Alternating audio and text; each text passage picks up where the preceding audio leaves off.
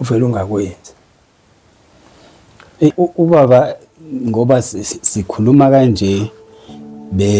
besingangenile lezi incwadi zombili le nale le ayikakayikhiphi lena seyipublishiwe sekuyincwadi eseyitholakala nje ukuthi umuntu emeyifuna usengayithola zombili ngizithathele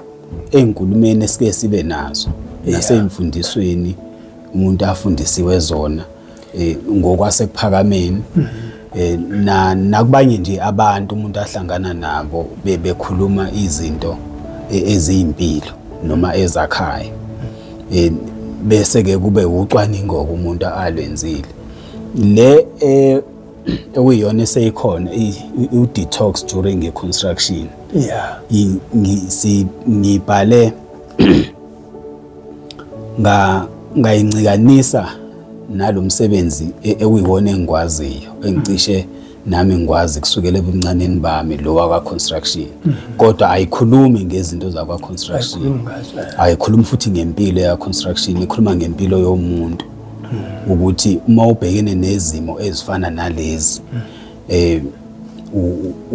uphuma kanjani kuzona ubuye uzakhe wena kabusha okusho ukuthi njengoba sithi u-detox okusho ukuthi sifana nomuntu okhipha izinto ozifundile kulesi sikhathi uba bengibuza ngaso ukuthi uma umntwana kaNkulunkulu ukuthi uzalwa naye kodwa kuhlale uzothi uma usokhulile mhlambe ma usuhamba somfuna noma ngenhlanhla ohlangabezana naye noma ingayiphi indlela kube ukuthi useyangena futhi uphinde uzwe ukuthi kunomehluko kusuke wenzekeni ubaba ke ubeka la ngokuthi kunezinto ezisiphazamisayo ezifana ngokwenkolo esothi yizono kodwa nangokwezempilo futhi kuzobe ukuthi izinto mhlawumbe sokungenile kuzona nangenyama okusho ukuthi u-detoxa ke izinto ukhipha izinto ezifana nalezo nemfundiso ezigcine sezikudalela inkolelo ngoba ayithi manje yonke into osuke soyifundile ugcina sokholelwa kuyona sothi sikubona usuwenza njengalento osukholelwa kuyona kanti leyo nto okholelwa kuyona akusiyona noma akusiyona lento awuyifundile futhi ziningi izinto njengoba bethi nje into encane kakhulu lesikhuluma ngayo ukuthi ungayithola le kaNkulunkulu le ewumntwana kaNkulunkulu kanjalo ke nala sibone kunesidingo ukuthi noma sibone ukuthi ziningi kakhulu izinto esiphila nazo noma esiphila ngazo neindlela esenza ngazo mhlawumbe indlela yokukhuluma indlela yokwenza ezidalwa indlela esicabanga ngayo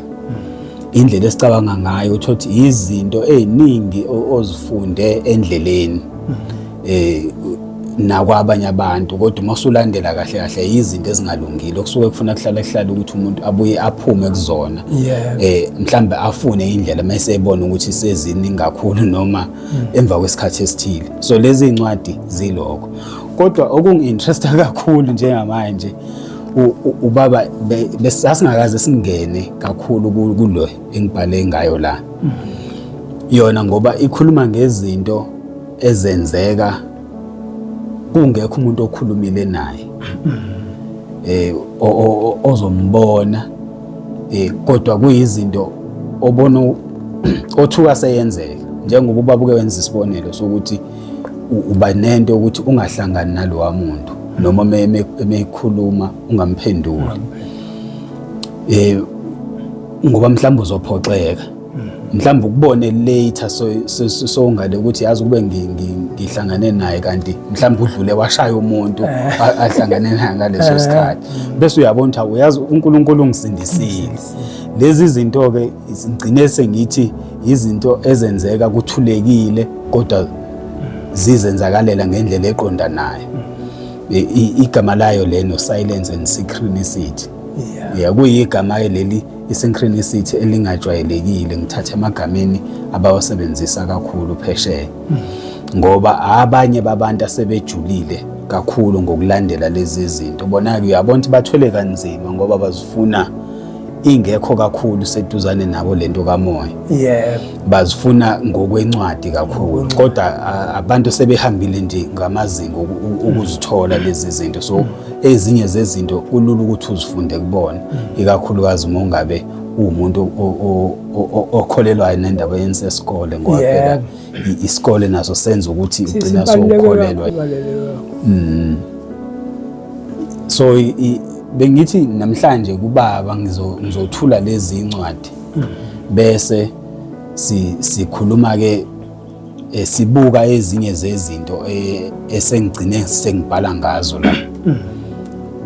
ukuthi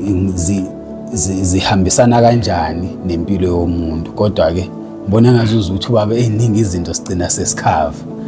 sekukhavekile omningi, kodwa